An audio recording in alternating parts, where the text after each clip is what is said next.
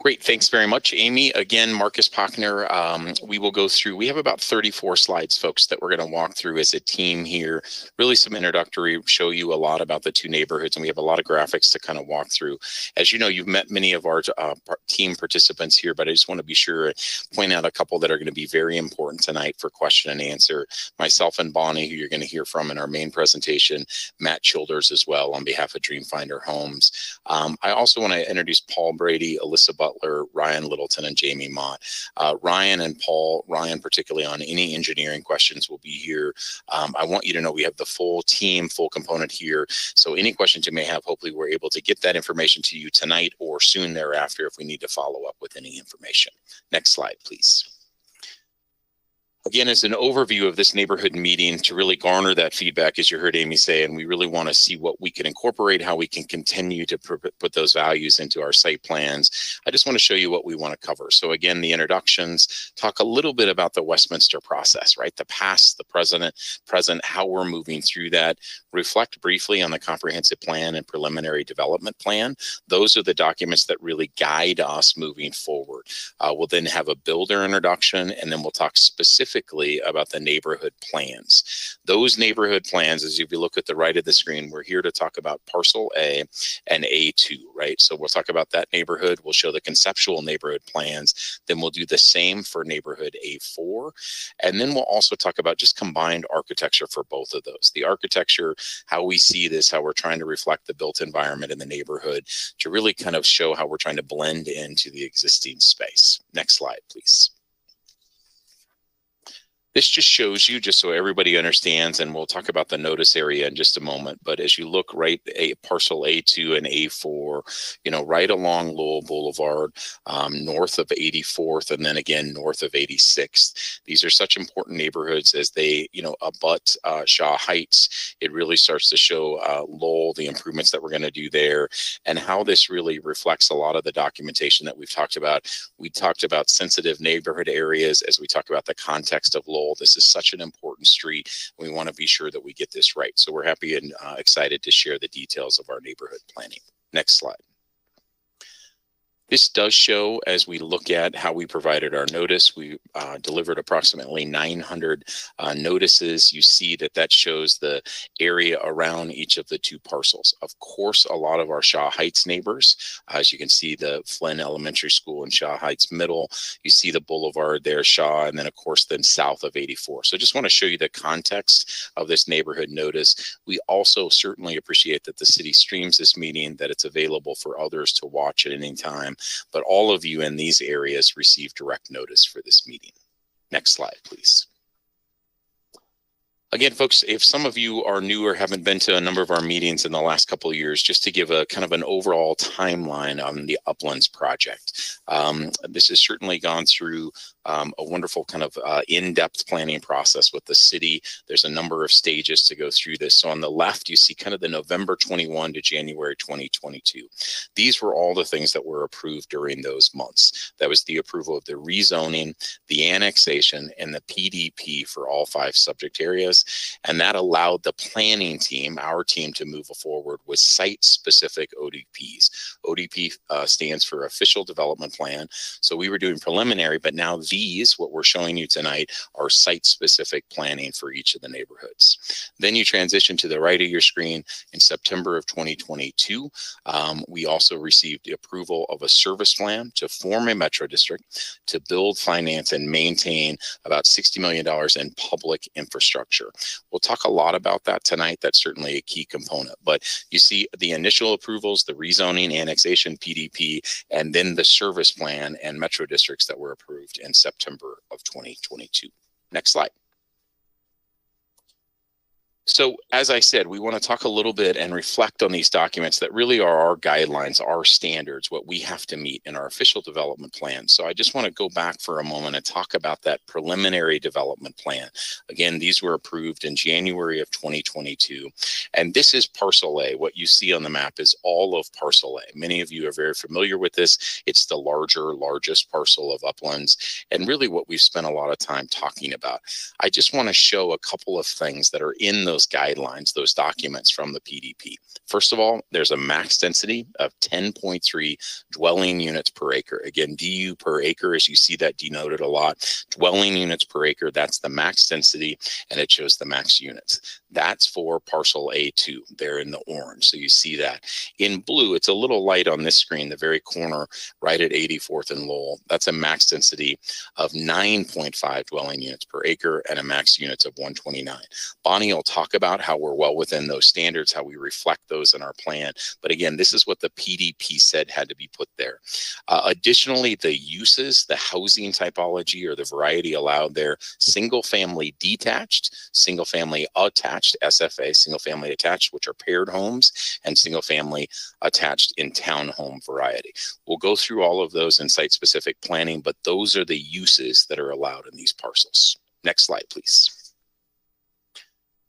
Folks, you know your neighborhood pretty darn well. This is the site context, but we just want to show this because I think it's important to understand as we really look at the opportunities. The city, I will say this in every meeting, I think the city has done an absolutely incredible job of thinking about site context and park space, thinking about parks and park dedication. They have really, in so many ways, listened, reflected what's there, how to make the parks really work for the overall community, not just for Uplands, but to be there for all of the surrounding community.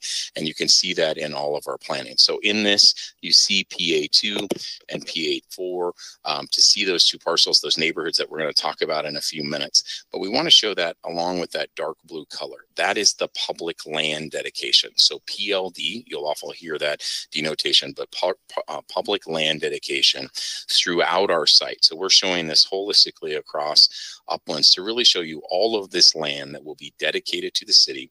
The city will go through the planning process and development process of that, but we just want to see that. And then you see detention just north of parcel 4, A4, in that gray color. That's detention that's planned on our site. And then you see kind of the green areas throughout our site. Those are approximate park locations. Those are pocket parks, infill neighborhood parks that are really part of our planning process. We'll again go through our two neighborhoods tonight and go through some detail about how we think of those, but those pocket parks will be involved and embedded in most of the neighborhoods on the site. Next slide, please. Folks, I just want to say we're going to spend some time, and again, we have our engineer, Ryan, here to talk about some of these infrastructure improvements. But I just want to kind of remind you of a few things that are happening, most notably a little bit of off-site work.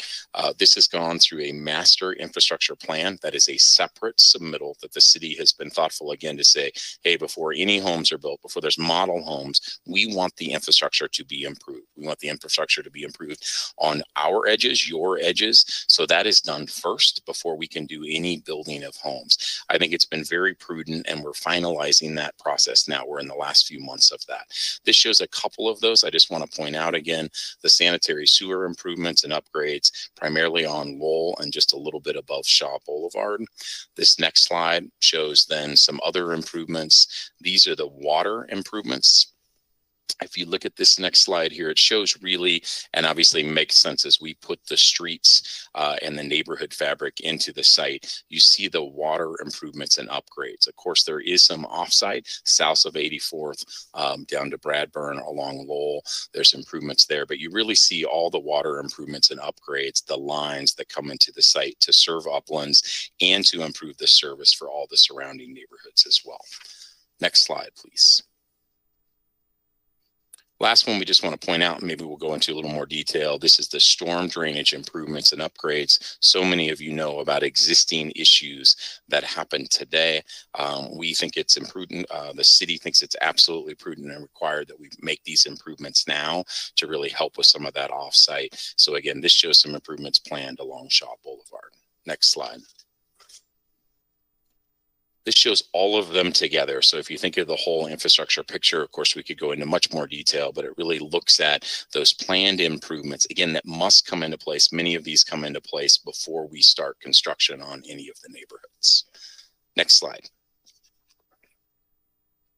I think this one we just kind of called back out again because I think it's important to note why, this is an offsite. It's related to the detention. So when Bonnie talks a little bit about that, but we're showing some downstream and storm drainage improvements again on Shaw Boulevard. Next slide. All right, folks. So again, I just want to kind of set the stage. If some of you have joined us a little later, just going through the introductions of A2 and A4, the two sites there. But we actually thought it was helpful to just give an overall Uplands phasing and timing plan. I think it's important for people just to realize so many areas, neighbors here tonight from Shaw Heights, for you to understand the other neighborhoods, the other processes that we're going through. So first of all of the orange colors, those are submitted official development plans. So site-specific neighborhood plans that have been submitted in this process. Some of you may have joined us for parcel B1, right? We talked about that a few weeks ago, just north of Bradburn Drive. And now we're talking about A2 and A4. I'll note C1 on the other side of Federal. That's the Crown Point expansion that has been submitted. And then C2, the dark color, the blue color there, are pending ODPs. We expect them to be submitted in just a matter of days or weeks. And again, that C2 parcel will be submitted. So I think we use this in somewhat a little bit of a dashboard just so everybody can understand. The thing we're going to add for next time is I want you to underscore our infrastructure is happening before these neighborhoods will be built. So we're going through that separate submittal and approval process for the infrastructure improvements. And many of those, right, that infrastructure, we'll talk about that. A lot of the trunk infrastructure is going to be built before we move forward on each of the individual neighborhoods. Next slide, please. This does it in a little bit city process. The city could certainly provide much more detail on this, but we think it's important to just understand the process we've been through and what we still have to go. It's maybe a little hard to read that, so I'll just kind of on left to right. It starts with the comp plan again. That's the February 2021. That sets our process. Then the annexation, PDP, and master ODP were approved. Here, we start moving in. We did pre-apps on these sites, and then the orange box is really where we started the ODP, the site specific. We submitted for both PA2 and PA4. We made that submittal. As Amy mentioned, they're really separate applications. They're separate neighborhoods, but it makes sense to have a combined neighborhood meeting really to talk about that. A lot of the impacts are on Lowell, how we embrace Lowell, how we embrace the existing Shaw Heights neighborhood. So that's why we're talking about these two. Amy's absolutely right that these are separate submittals. You see the timeline associated with those submittals. We go through this spring process, a lot of the second submittal, what we hear from the city, what we hear from the neighborhoods, making those changes, resubmitting that, ultimately will end up in front of Planning Commission and City Council, hopefully in fall of 2023. And then there's the separate, the plats and the civil CDs, which is actually an administrative process that we'll go through after that. So this gives you a really good timeline of what we will go through on A2 and A4. Next slide. Great, folks. I am just working right through my slide. I think I've got one or two more. I just want to give this, again, we always reflect back. So many of you have been along this journey with us and know this slide. This shows the Westminster Comp Plan, the 2013 Comp Plan. It's been recently updated, but I think it's important to just show what we do. So again, our two neighborhoods we're talking about tonight, those site-specific neighborhood plans are in the Uplands. They've got the logo on them and the orange boxes there. But the entire Parcel A area there, as you look to the right, is in the traditional mixed-use neighborhood. So that's the underlying comp plan designation that we have. A lot of people refer to it as TMUND. So you'll hear that said as well. I just want to show on the bottom of this screen, it talks about what is traditionally in a TMUND. So the density is actually much more. It's 18 dwelling units per acre, and it goes through that. And then the permitted uses, again, all 6 of those uses. So single family, detached, attached, condos, apartments, office, and retail and commercial. Truly a mixed use neighborhood, right? Just what TMUND is. All of those are allowed. And then what we're going tonight is showing you the 2 neighborhoods and the uses that we're providing in each of these respective neighborhoods. Next slide, please.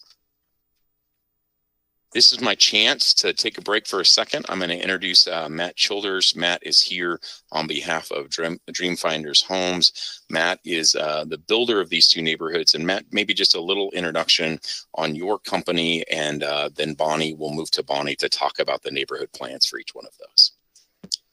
Absolutely. Thanks, Marcus. Can you guys hear me okay? Sound great. Perfect. So yeah, I'm with Dreamfinders Homes, and I run the land side of our business here in Colorado. We're based here in Denver, and Jamie Mott, who you saw on the entry slide, runs our home building operations. So we're based here in the Denver market. We've got about 20 communities across the Front Range, and we're what's called a production home builder. So we build the full gamut of housing, everything from high-end custom housing out mostly in our Florida markets to deep, more dense infill. And so we've got about 20 active communities right now, about a dozen in the works, and I think I can safely say this is the crown jewel of our portfolio.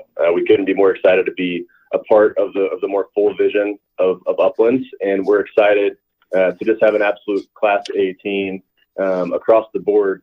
God and Sudik is the architect that you saw on the entry slide, and they will be helping us debut 4 new plan series unique to Uplands, and we're really excited to see what those look like. So with that, Bonnie, I'll pass it on to you.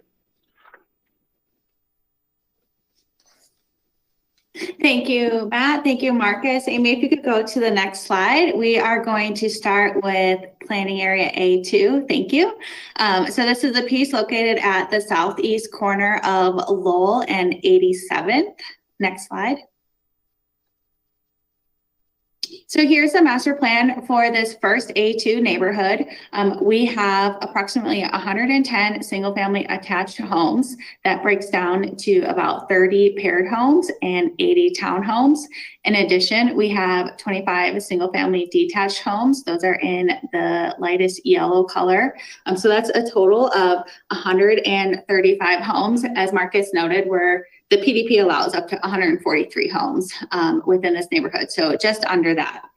The site is generally organized with north-south streets, kind of split throughout the neighborhood, and every single home within this neighborhood is alley loaded with a 2-car garage. We have a maximum building height of just under 37 feet. That is really limited to the single family detached, which are a 3-story home. The balance of the homes are 2 stories. Those are all just under 32 feet in maximum height. Next slide. Wanted to walk through a little bit of the perimeter setbacks. As many of you may recall, we had setbacks along the perimeter of A in general. So that PDP required a minimum of an 18-foot setback along Lowell Boulevard. You can see in kind of that golden color, we're providing a minimum setback of 23 feet along Lowell. The balance of the perimeter setbacks are really established by the front yard setbacks for each of the different homes. TMUND has some guidance on that, depending on whether it's a single family attached or single family detached. Generally ranges from about a minimum 6 foot to 14 feet. We are showing a minimum building setback along 87th to the north, kind of that blue color. That's a minimum provided of 14 feet. We also have a minimum 14-foot building setback provided on the south along 86, kind of that brick color. And then along Irving to the east in that peachy pink color, we're showing a minimum building setback of 12 feet. Next slide.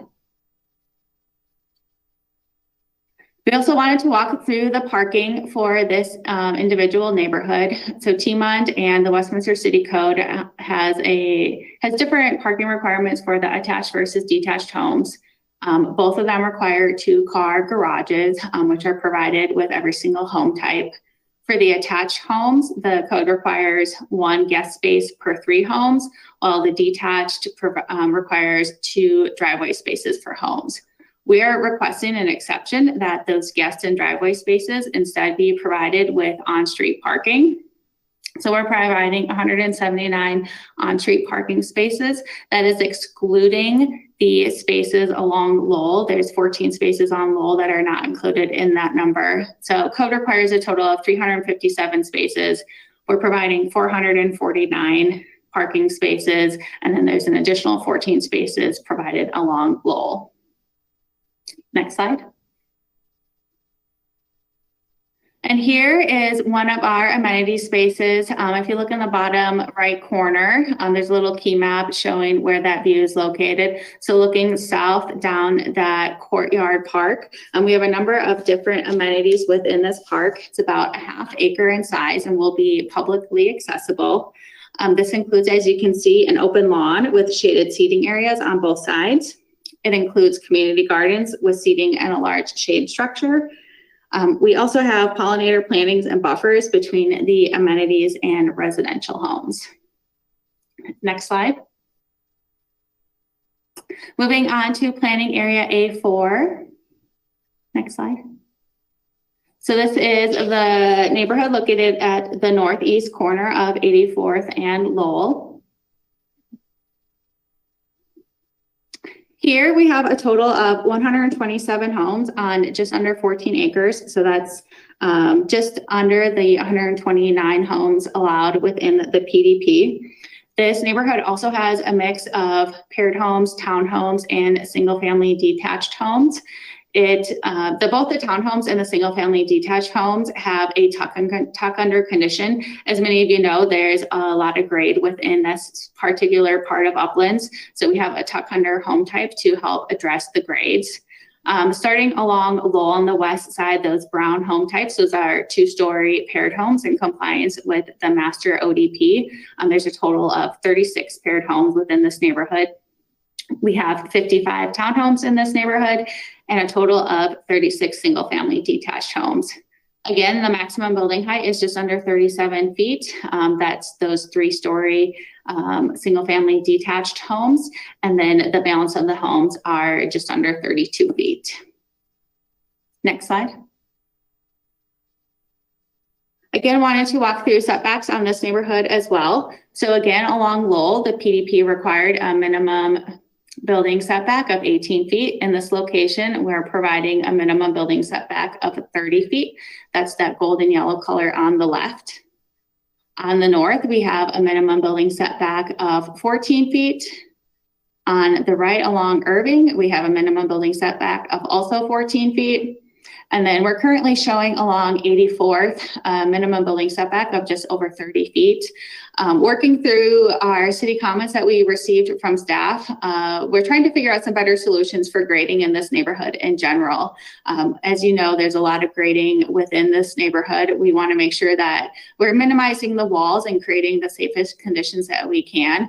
So we're looking at some alternative configurations that would reduce the retaining walls within this neighborhood. We'll likely reduce that minimum building setback along 84th, but create a homes that are more even with 84th and have homes fronting on 84th. So really looking to improve some of the site conditions within this neighborhood, better address the grading across this neighborhood in general. So continue to work through those details with staff. Next slide. Similar to A2, we wanted to walk through the parking in this neighborhood. The parking requirements are very similar. They also, all these homes have 2-car garages, consistent with Westminster Code. The guest spaces and driveway spaces, again, we're requesting that those be provided with the on-street parking spaces provided through our local street network. So in this case, we are required a minimum of 357 parking spaces. We are proposing 406 total parking spaces, and that excludes the 9 parking spaces provided along Lowell and the 40 parking spaces provided along the north side of 84th. So just looking at providing parking in a slightly different way than code, but wanting to make sure that there's still parking around the perimeter of Uplands for the perimeter uses. Next slide. And here's an initial rendering of what the park looks like within A4. Again, this will likely be adjusted a little bit as we work through some of the grading on this neighborhood and making sure we have an overall better grading plan for this piece. This current park is just over 3/4 of an acre. It will also have public access to it. And this includes a public plaza. You can see that right in the front of the rendering that's oriented to take advantage of views looking down the open lawn. This includes a climbing play area, a game lawn, and also both of these parks will have bike parking and pet waste stations. Next slide. With that, wanted to walk through both lot typicals and the architecture, which are consistent between the two neighborhoods. So next we have our lot typicals. There's a lot to see on this screen, so we'll kind of walk through the high level piece of this. In the upper left, we have a kind of the brown color. That is the lot typical for the paired homes. The two on the right are the lot typicals for the single family. One is for the tuck under, one is for the standard homes. Their lot typicals are very similar. And then at the bottom, we have the lot typicals for the townhomes, kind of in the purple color. Again, we have two of those, one for the tuck under home type and one for the standard home type, but both of those are very similar. In general, we have 12-foot front setbacks to living areas. We have 8-foot front setbacks to porch areas, and then a minimum of 5-foot side setbacks with 8-foot along corners. Next slide. All right, so as we mentioned, we have 5 different types of homes within these 2 neighborhoods. So first of all, we have the single family detached. This is the tuck under single family detached. So it has a 2-story front elevation, and then behind it, there's a 3-story elevation along the alley. So what's visible from the public view is that 2-story elevation. These have 2 car garages, which is an option up to 3 car garages. They are styled in farmhouse, craftsman, and transitional styles. And all these homes that you'll see today have tankless water heaters, electric vehicle charging outlets in garages, and a commitment to meet or exceed the energy and building code requirements. Next. And here are the standard single family homes. These are 3 stories. There's 4 different floor plan options for those between 1,800 and 2,300 square feet. Again, they also have the 2-car garage. One of the plan has an option for a 3-car tandem garage. And then these come in the farmhouse, craftsman, and transitional elevation styles. Next slide. Moving on to the single family attached pair homes. We have farmhouse, craftsman, and transitional styles of these as well. These also have that 2-car alley loaded garage with square footages ranging between 1,500 and 1,750 square feet. And these come in 3 different floor plans. Next slide. And then here is the tuck under townhome. So these are 2 stories on the front, and then again have the 3-story elevation on the back. These have an option for 3 different floor plans, ranging from about 1,900 to 2,200 square feet, and have that same 2-car garage. Next slide. And then here's the standard townhome. Again, these are just the 2 stories, both the front and back elevations, with 3 different floor plans ranging from about 1,400 to 1,600 square feet. And I believe that is our last slide.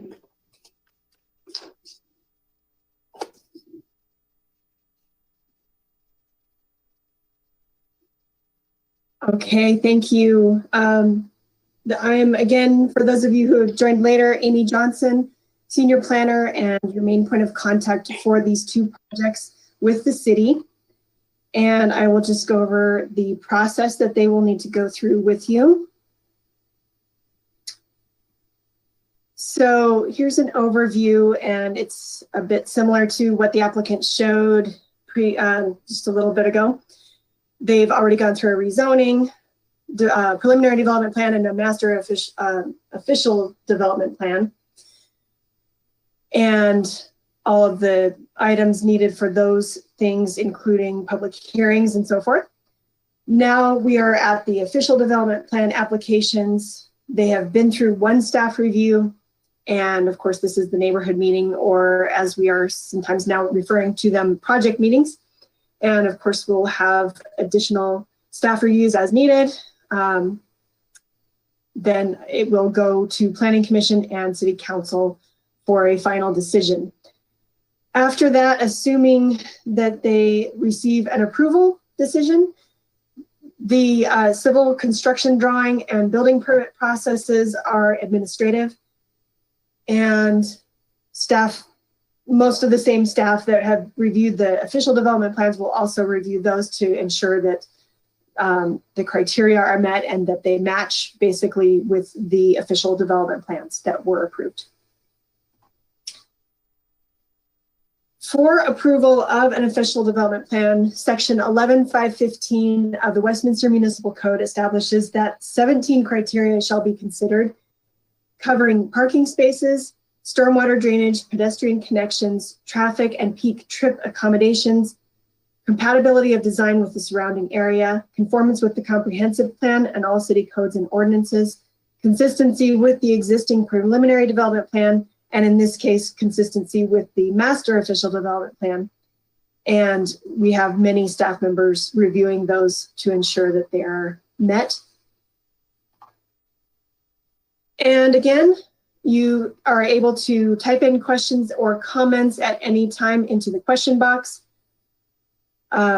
We do want to gather your input at this time while the applicant may still incorporate it if possible, and generally meeting the intent of code and so forth.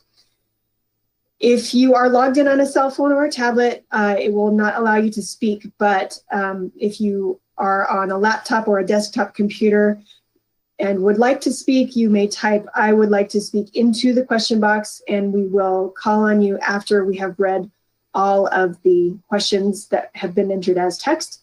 If you have technical difficulties asking a question during this meeting, please email me and you'll have my contact information on the next slide, and we will respond to you within 1 business day.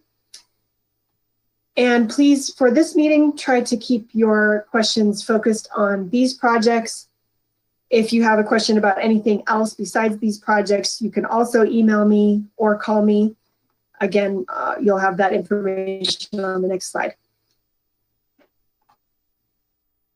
Here we are. So you have the applicant contact information for both Bonnie and Marcus, as well as me, Amy Johnson, my phone number, my email. And this meeting is being recorded. I forgot to mention that. If you do enter a question into the box, it will be read aloud with your name as it reads in the box and recorded for this YouTube recording, which will then be posted at the address you see here within about 3 business days from now. And you can also keep up with the status of these projects at our development status webpage at the address shown at the bottom. So I will leave this screen up for now, unless we need to move back to another one. And we will go to questions.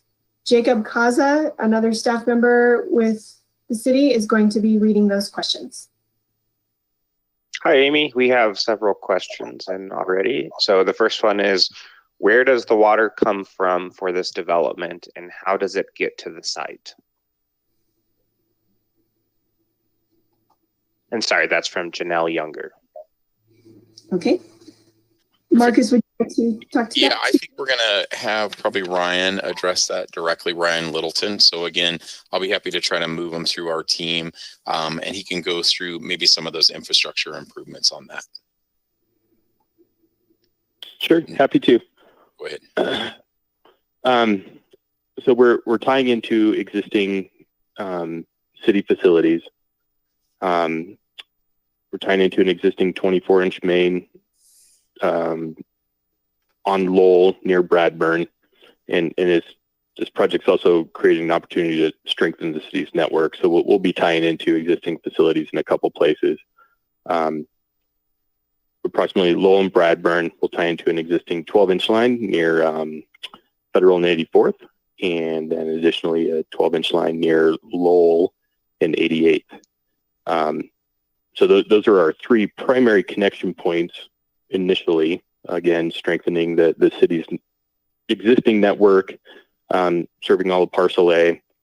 And additionally, there's future plans to extend these improvements north to the tanks in 97th. Great.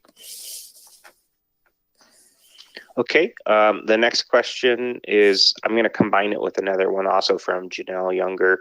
That's similar on topic. What housing type on Lowell? And we were told prior by you, we would only have single family detached homes on Lowell. What changed? Go ahead, Bonnie.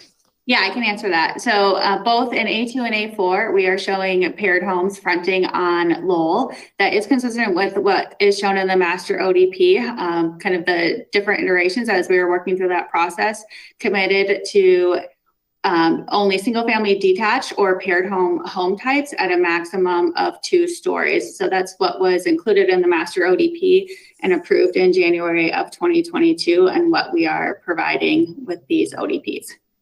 And Bonnie, one comment I just make about the paired homes, and we showed the architecture, the conceptual architecture on those. I think the paired home in a lot of ways that reads just like a larger single family home, right? So we actually thought that really reflected, right, kind of looks like more of that larger single family home that you see traditionally in Shaw Heights and surrounding neighborhoods. So we actually thought that was more reflective, if you will, and really read correctly in that way. Okay, next question. How many square feet is the A2 park? Also from Janelle Younger. The A2 park it's about 0.45 acres, not square feet. I don't have that square foot conversion, but just under a half acre. Okay, next question is how many square feet is the A4 park? Also from Janelle Younger. That one is about 0.86 acres. Okay, next question from Janelle Younger is, we were told prior by you, building would start on the federal side and work west to Lowell. What happened? I don't think we've provided any commitment to phasing and what order any of these pieces would happen. I think the only real piece of that is we are required to provide the commercial in the Village Center at 82nd and Federal by the 50% unit. So that's about 1,275 units. So that is really the only critical driver from a timing perspective. Other than that, neither the PDP or the master ODP really provide any specific requirements on what order development needs to happen outside of providing the infrastructure early on. Okay, next question also from Janelle Younger is, have all environmental issues been addressed? I'm happy, and we can go back and forth on that. I mean, I'm not sure what issues are being brought up. I think we go through the standard process with the city. We go through all submittals that are required going through it. So we have certainly complied with that. Bonnie, I don't know if there's anything in particular that you're denoting or picking up in environmental issues, but we may need, Jacob, if the questioner wants to provide any clarification on what those issues are, we're happy to address it. Yeah. Hey, Marcus, Bonnie, it's okay. I'll jump in. This is Matt Childers with Dreamfinder. So as a part of contracting for land in most any state in the country, most builders or landowners will do what's called an ESA, an environmental site assessment, to basically make us aware of any known environmental risks. And we have done that. We got our ESA done by CTL Thompson, which is our environmental consultant. They're the largest environmental consultant in the state. And that report came back saying that there are no current RECs. RECs is what they're called, which is a recognized environmental condition. So at this time, we do not believe there's any environmental concerns. Thanks, Matt. Bonnie, the Janelle Younger has also clarified, they said groundwater contamination. That's what they were referring to. There was a prior phase 2 ESA, which is a more in-depth investigation. I don't want to go into too much detail on the topic, but in short, I think there was some dry cleaners from 20 years ago that had some minor contaminants, and our consultant studied those in much greater detail. And the short version is it does not meet the levels of concern to make the environmental consultant give us concern on the property. So it's well within tolerance of state guidelines.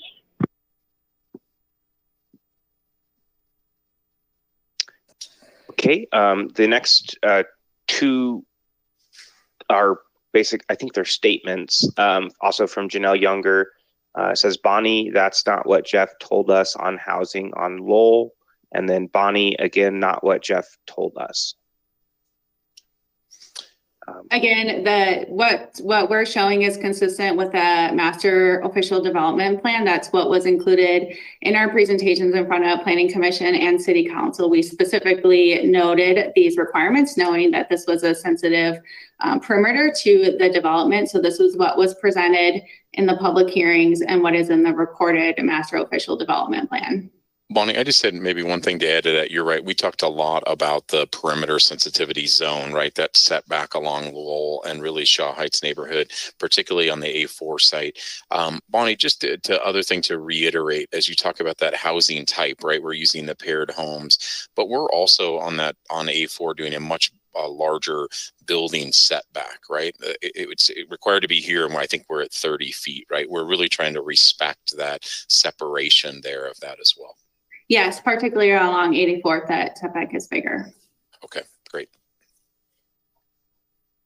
Okay, the next question is from Eric Wyckoff, and it's, what will the cost of the homes be? Yeah, Matt, that you're probably just doing some initial market analysis, but any thoughts here on type of costs or housing analysis here, or will that be when the homes are developed on the site? Yeah, we look at those every period of time. I think, as everybody is aware, the home building market's been pretty volatile over the last year, and these homes aren't going to deliver until, I believe, late 2025 at the earliest. So it's just far too soon to share what we would expect home sales prices to be, because they're certain to be incorrect by the time we actually close homes.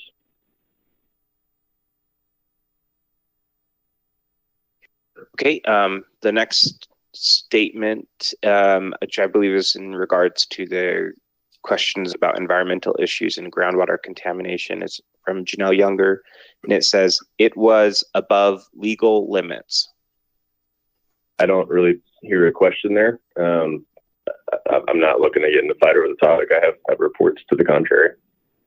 But and I'll just clarify, we get those reports, Matt. You said it really well about, we get, this analysis. We do a site analysis, an ESA on that. We go through it. It's regulated by the State Department that overlooks all of these issues. We go through that process. If there is a rec for additional cleanup or process, we go through that, and again, regulated by the state. So we're in full compliance and conformance with the process. Is that correct? And that's correct, Marcus. And we're what's called a publicly traded home builder. So we trade on the New York Stock Exchange. And as a result, environmental risks are just a very heightened concern in regards to real estate. And so I would say we're among the most heavily scrutinized as far as looking at a property in regards to environmental concerns. So we're comfortable proceeding. Obviously, there can never be a perfect site that doesn't have any of the smallest concerns of any possibility, but we feel comfortable. And the report from CTL, who again is the most reputed environmental consultant in the state, also feels comfortable.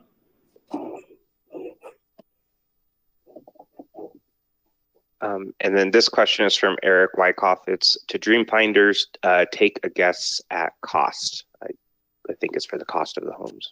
Yeah, I think I'll just take that. I'm happy to do that. I think, we all think about costs and the volatility of the market. So folks, we're not going to do that, because I think that's done sometimes to say, hey, this is what you said and where did the market go? I think everybody understands we have been very thoughtful about trying to find kind of missing middle housing to provide different housing typologies. So we have different price points. And that's why you see in this application the number of different parcels and types of homes that we're proposing here. So we don't know that yet. We won't take it a guess, because nobody does that, and it's kind of, I'm not sure where it goes. I think the other thing we're also really reflective of is just watching our neighborhoods, right? We're part of the market. You are as well. This is immediately adjacent to Eric and John and other people that are asking questions about, this surrounding area, right? And so we look at the value certainly of Shaw Heights and Observatory Heights, like we know the neighborhood and really respect that. So folks, we look at that point. We don't know that. We won't take it any guesses at it today. If I would have told you the price of eggs a year ago, it would be remarkable what we pay today, right? So I think it's just kind of looking at where that volatility is, and hopefully some of that and the interest rates really get much more stabilized when we deliver these homes. Okay, next question is from Janelle Younger. It's, will there be a HOA for each parcel? Bonnie, I believe there will be an HOA for each parcel. Is that correct? Or is that more by, are there sub associations? Maybe talk about that, or Matt, whoever would like to answer that. I'm happy to. In short, yes, there unquestionably will be an HOA to manage each of these parcels. Most likely, it will be a different HOA for A2 than for A4. Each planning area will likely have its own association, or to your point, Marcus, a sub-association. But unquestionably, in some form, we will have a homeowners association to maintain curb appeal and design review, as well as the pocket parks and things of that nature.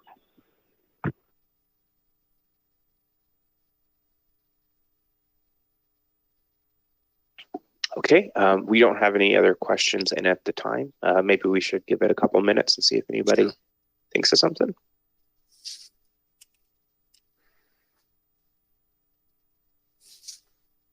And Bonnie, I just wanted to clarify, because I think I may have misstated. We have made the initial submittal. We've gotten the first round of comments back from the city, right? We're having this neighborhood meeting. We'll make certainly a second submittal as well. And who knows, after that. But the real point of this is so important after that first round to see, and you really talked about already on parcel A4, the southernmost neighborhood, how we know there are going to be changes, right? We heard that there was substantial feedback from the city about how we just try to address some of that grade change, right? And so maybe how we front some of that. So I just want everybody to know and reiterate again, and Amy did a great job of setting that up. We will make changes. We are making changes. And that's certainly something that we expect, particularly in that A4 neighborhood, because of trying to address properly the slope changes in that site. I was just filling time if anybody wanted to ask a question. So yeah, Marcus, we have one other question that's come in, also from Janelle Younger. Will street parking hamper normal movement? Yep, go ahead, Bonnie. No, it won't. We're using the standard city local street section. So that's something that's been improved by the fire department to include on-street parking. Okay, thank you. There's another question from Janelle Younger. Where are your bike lanes? I'll have to double check exactly where all the bike lanes are. The perimeter streets are compliant with the cross sections that were determined in the PDP and master ODP. So like I believe those bike lanes are established in that. Within internal to the community, most of the bikes are part of the shared local street network.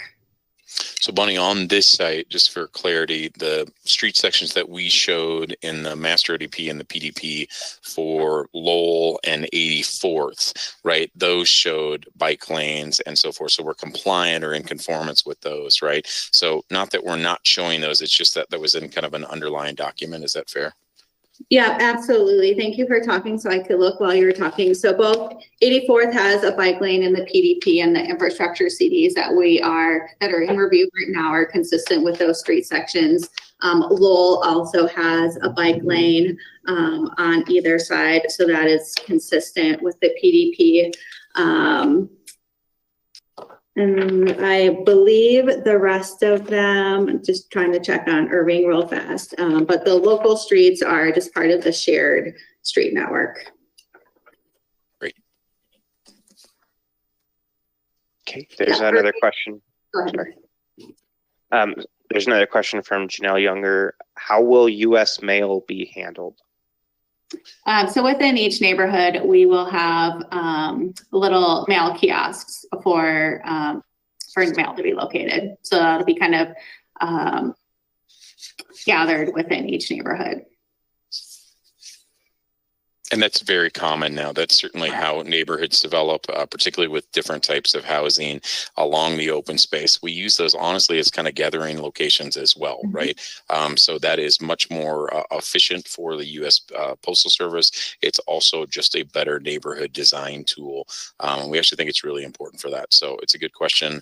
We appreciate it, and they'll be in each of the sub neighborhoods.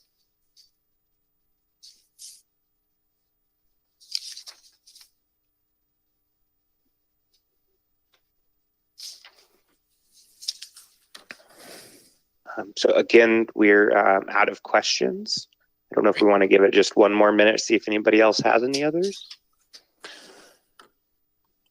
I'll just add that we will make that submittal. This is this page that's in front of you, all that development status web page. It'll show when we make submittals, right? That material gets updated as we go through that. So as we do the updates and our changes, again, we do anticipate some changes there on A4, and we'll certainly go through that. But we'll look forward to this. We're going to do some additional outreach. This is the required meeting. We'll certainly, if anybody else wants to contact Bonnie or I at that contact information, we're happy to set up a coffee or meet on site, whatever anybody would like to do. Yes, and we don't always keep the project status page updated at every moment, but if you have any questions about exactly where it is in any moment, feel free to contact us, me or the applicant team as well.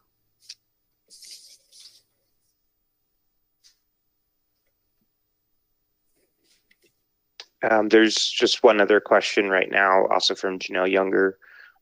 We don't see Jeff or Chad in this meeting. Why? Yeah, I think we think it's really important that we have kind of the team here that can answer all questions. They're probably watching or doing that because the city does this and posts it. We're all available. I think what's so important is the remarkable iterative process the city puts together. And so they have been involved in all the planning elements, all of that. And I think so much of are we in conformance with those underlying the master ODP, the PDP, and the guidance in the T-month. So every bit involved in the project. And if they're not on tonight, I'm sure they'll be at the next one. Okay, another question from Janelle Younger. What is Dreamfinder's reputation? It's hard to talk about yourself. They have a terrific reputation, but Matt, would you like to talk about your own company? I don't really know how to answer a question on our reputation. I think we have a strong reputation across the market, but I don't. It's far too vague of a question to try to tackle. Yeah, and I'll just say, I mean, I think a lot of us work in this space. They have a great reputation. I also think, and Matt brought that up, that they're working with God and Sudik on their architecture.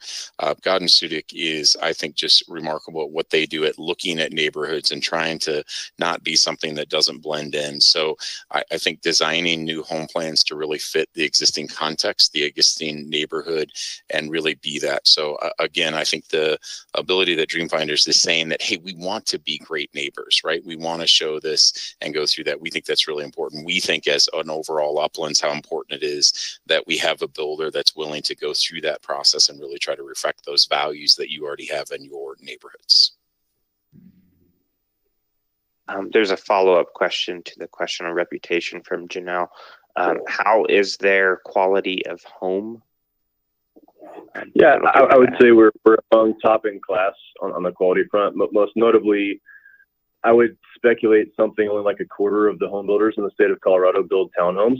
And townhomes, as many people are aware, get wrapped up in Colorado and California and far more lawsuits than single family homes because of a couple of different reasons. But I only say that to say because we build townhomes, we go through a much heightened inspection process relative to other builders in the market, and as a result it just leads to a higher quality product.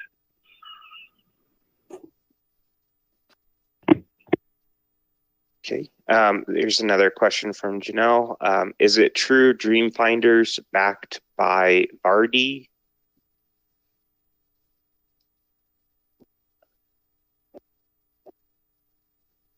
I don't know if that's about Dreamfinders and the ownership. I don't know exactly what that question is, Matt, if you want to address that. Yeah, I'm not entirely sure what the question is. We're a publicly traded home builder. We're backed by our public entity. We're based in Jacksonville, Florida. So we have a number of relationships across different banking platforms, but I'm not exactly sure what the question is. Great. Okay, next is a statement from Janelle. Please keep in mind we see the reviews. And then another question, how many units will be ADA?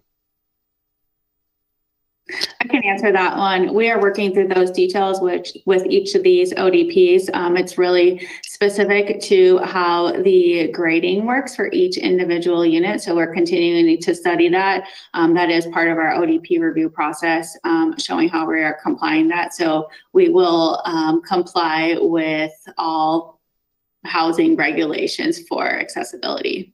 We'll make particular note of that and probably just address that when we do present to Planning Commission. I'm not saying we won't address it before then. We'll make those changes, but I think that's a very fair question and something we'd like to talk about. So we'll make sure that's part of our presentation when we move forward, as we move forward.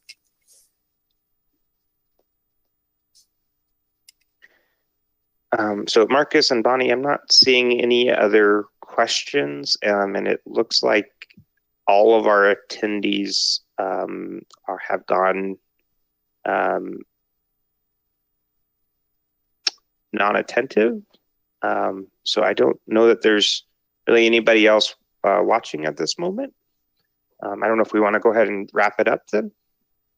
Great. Yeah, obviously on behalf of our team, thank you all very much. If you are hearing the rest of this, or again to other neighbors who'd like to see it, as you see this slide as we're wrapping up, please feel free to contact myself, Marcus at thepachnercompany.com. We'd love to meet with you. I'd have a phone call. I'd walk through this slide individually with you, this slideshow presentation. But we really appreciate the feedback, and thanks again to the Westminster staff for this really the remarkable level of public involvement that you add to this process, and we think it is so much reflected in our plan, and it's made our plan holistically better.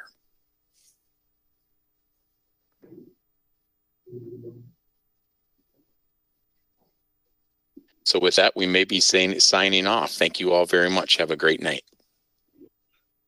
Thank you. Good night.